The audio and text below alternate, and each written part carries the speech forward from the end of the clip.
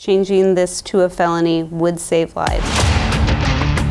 I'm gonna be honest with you. You don't deserve to have that child. And everybody says, as long as you keep your finger off the trigger, you're safe. And then that doesn't come true. But we can make sure that that next kid does not die. Here, keeping kids safe starts right here. Everything shattered with lots of consequences.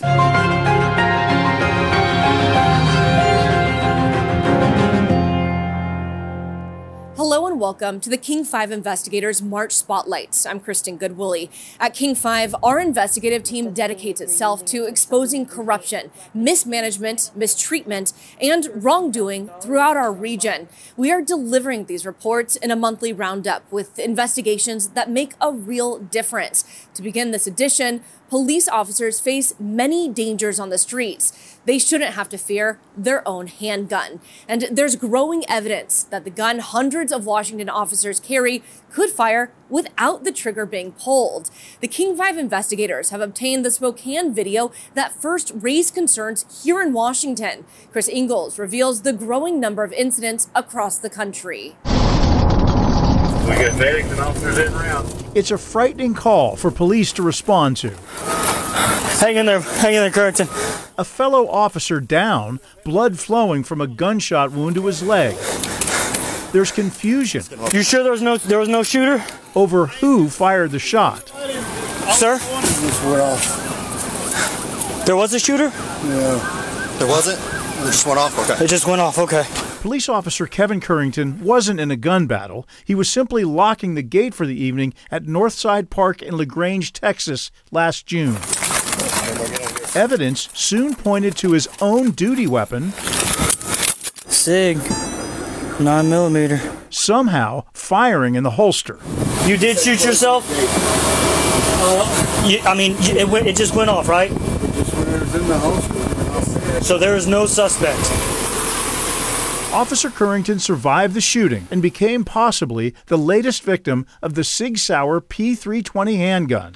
A version of the SIG P320 is the handgun of the United States military, and hundreds of thousands more are used by civilians and police. Shooters, watch your threat.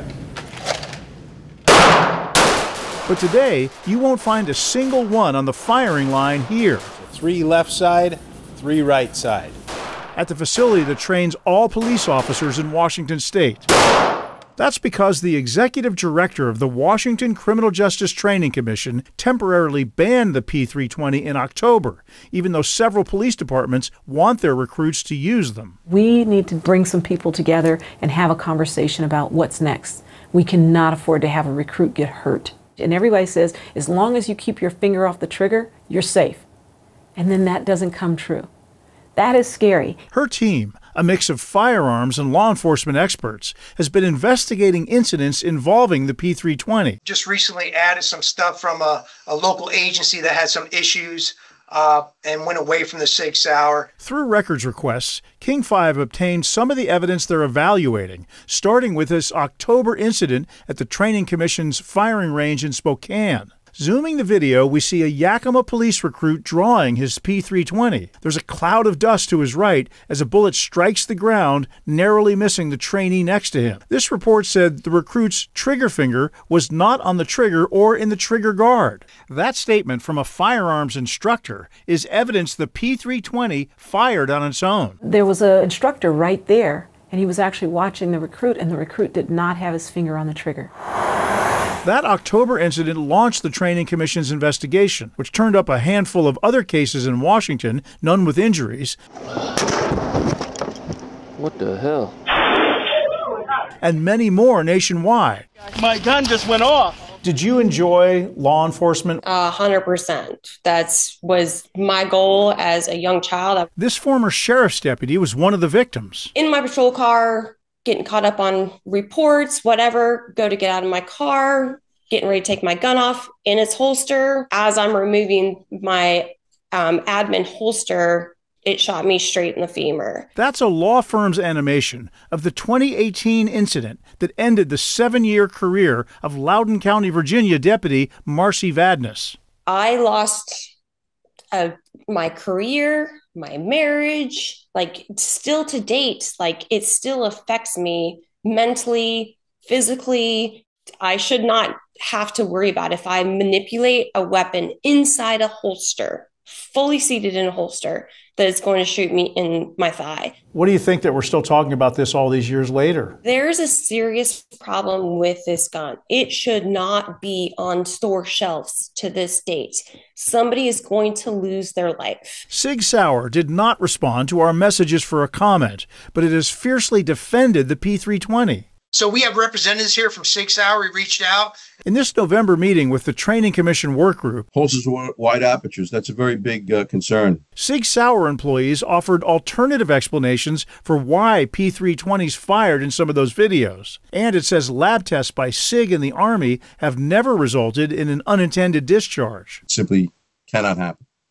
Okay, that sequence of components in there and the way that they are engineered does not allow this gun to just fire on its own. That's their truth and that's their facts, and I'm not here to argue with that. I just want to see all the facts. How many cases like this are you aware of?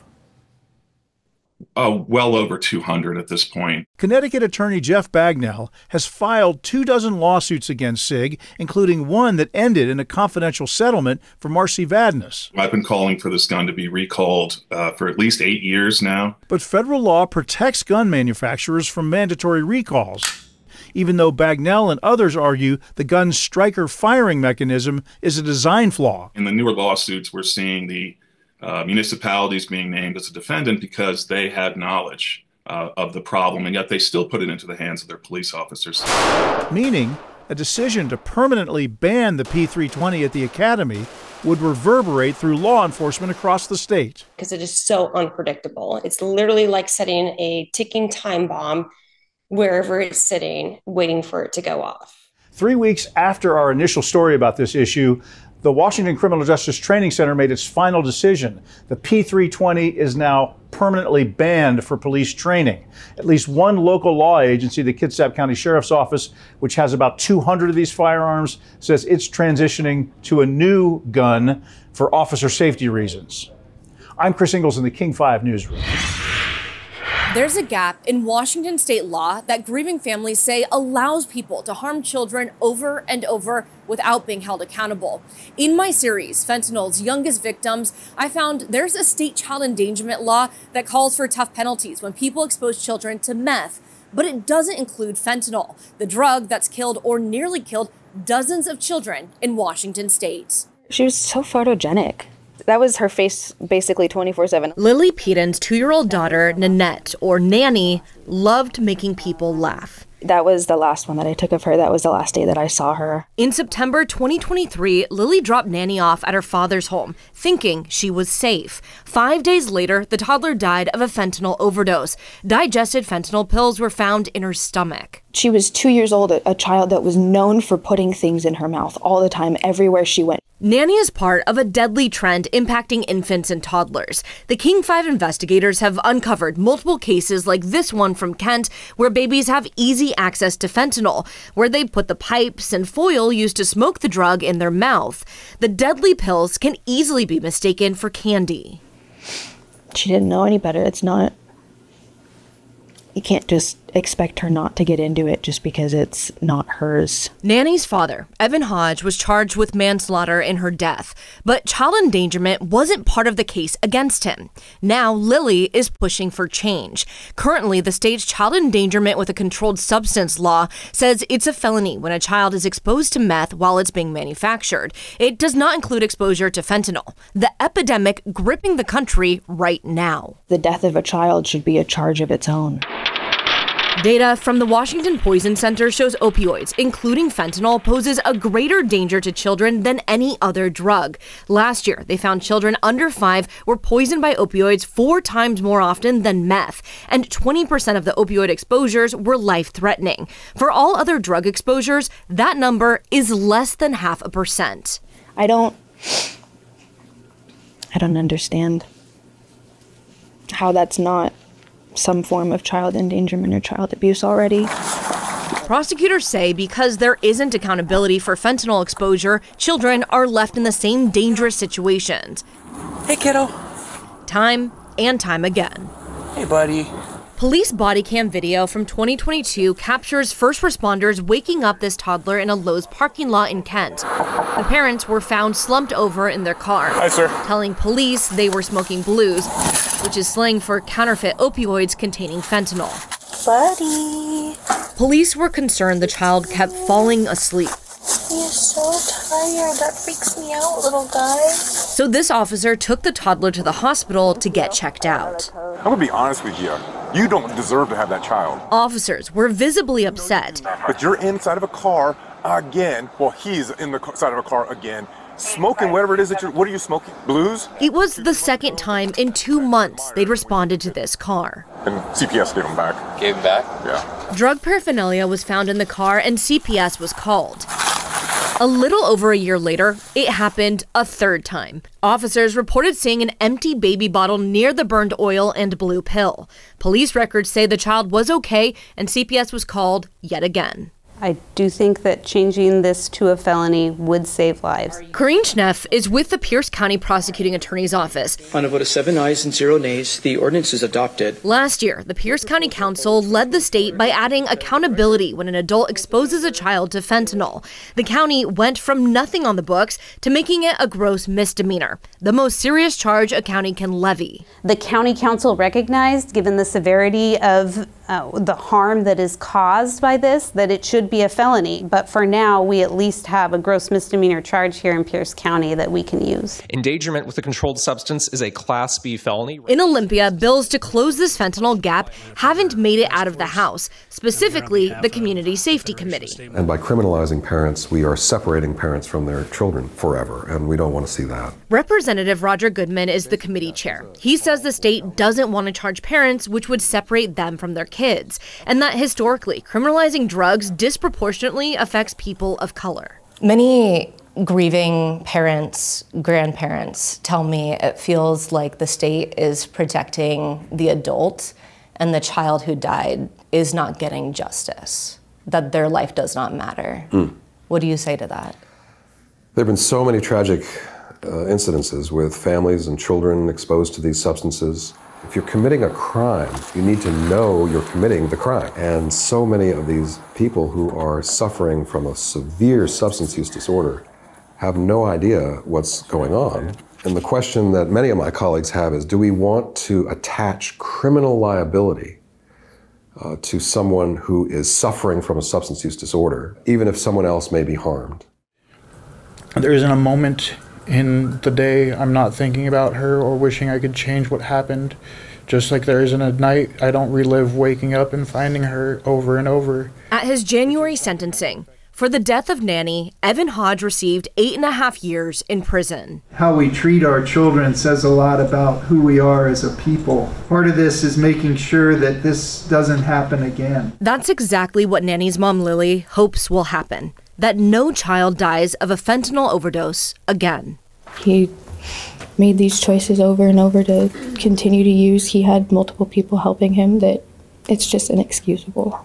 There were 3 bills that address adding fentanyl to this child endangerment law, but none of them made it out of the House Safety Committee. At this point, it looks like none of them cleared that first hurdle this session, and the law will likely stay the same.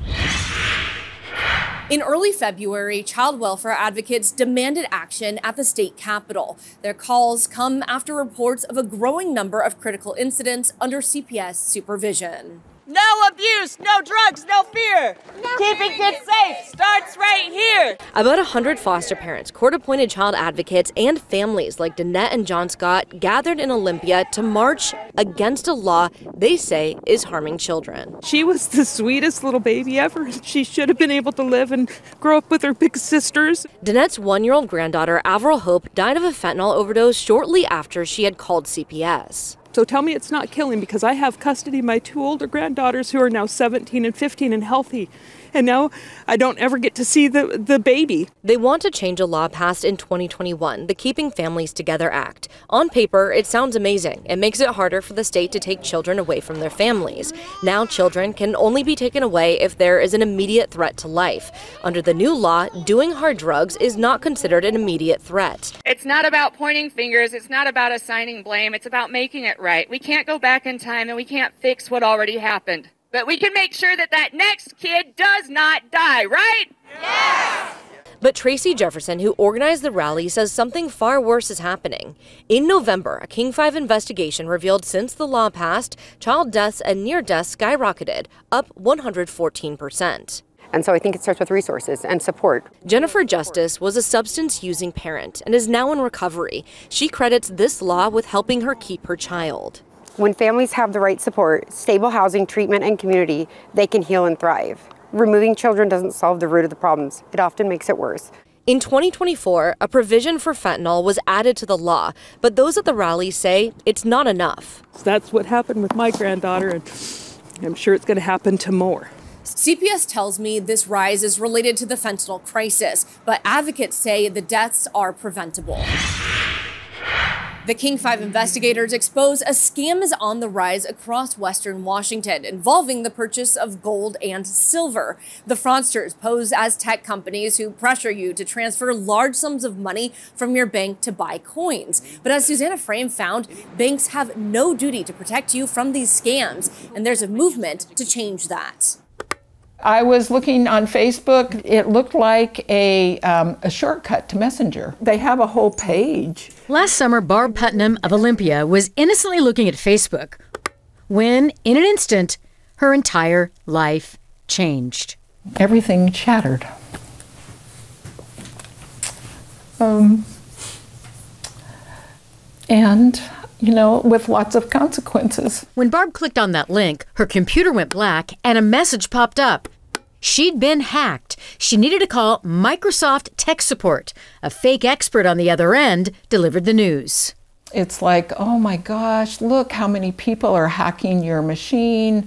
Look how many people are, hacking your phone and have access. They're listening. All these foreign people are listening to your phone calls. Tech Support said the hackers were using her IP address and social security number to buy child porn on the dark web. She was in big trouble, and she should report the fraud. The investigator she called offered a way out. I am your person. We're going to get you clear. We're going to get the hackers off your computer and phone. The first person on the phone, Microsoft Tech Support, was a crook. So was the second person, the fraud investigator. He was an imposter who said Barb needed to protect her money from the hackers by first liquidating her savings. With the scammers directing Barb every step of the way, the transactions began. She asked her investment firm to sell all her stock and transfer the money to U.S. Bank. Under pressure from the crooks, Barb asked her bank branch to wire all the money to a company called BuyGoldandSilver.com. Police reports show the gold coins did arrive at Barb's house. Then, as planned, a courier came and collected it. Shortly afterward, U.S. Marshals from Tacoma were supposed to show up with a check to reimburse her. No answer. No answer. I wait about 10 more minutes and I'm going, this isn't, they're not coming. I've been scammed. Bank records show it wasn't a few thousand or even tens of thousands of dollars lost, but $300,000, the majority of Barb's life savings. So it's taken my safety net. You know, I worked 40 years to have that safety net in there, and now it's gone. There were days where I couldn't stop crying. And, my mom was the same way. Barb's daughter, Carissa of New York City, is furious no one stopped the transfers of massive amounts of money. At her investment firm, Barb says when the crooks pressured her to liquidate her account, the advisor didn't ask many questions. And at her U.S. bank branch, where she'd been a customer for 43 years, she says bank employees wired the money for gold coins without a lot of inquiry.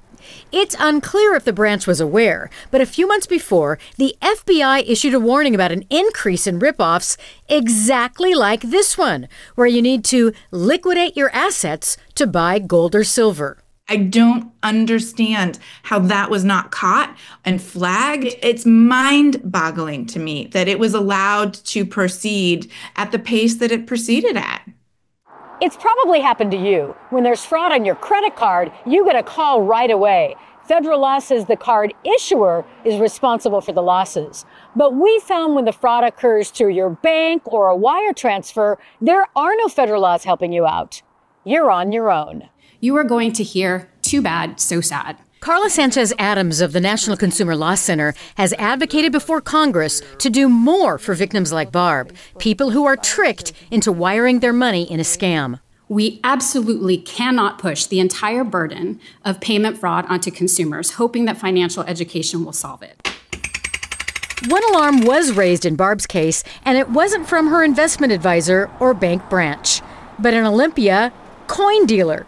Most gold is not trackable. The scammers instructed Barb to go into the shop to buy the $300,000 worth of gold. Yeah, I tried to tell her it wasn't a good idea. He refused to do it. Anybody who's going to want that much money and that much gold that quick, that's a red flag. And your thought right away was? It's a scam. Looking back, Barb thinks the financial professionals should have been just as suspicious and should give her more help now that the money's gone. The answer is no, they don't make it right for you. Before retirement, Barb was a longtime social worker for the state, dedicated to helping children in need. A career public servant starting over again. I can only rebuild from here. But who wants to rebuild at 73? There's lots of people being taken advantage of with no protection. U.S. Bank tells me they take scams like these seriously, and they do all they can to try to warn customers when something seems suspicious. As for Barb's case, the FBI is investigating, but so far, no one's been held accountable. In the newsroom, Susanna Frame, King 5 News. That's it for the King 5 Investigators March Spotlight. We'll be back next month with more investigations. In the meantime, if you have a tip for us, email us at investigators@king5.com or scan the code on your screen. I'm Kristin Goodwillie, and for all the King 5 Investigators, thanks for watching.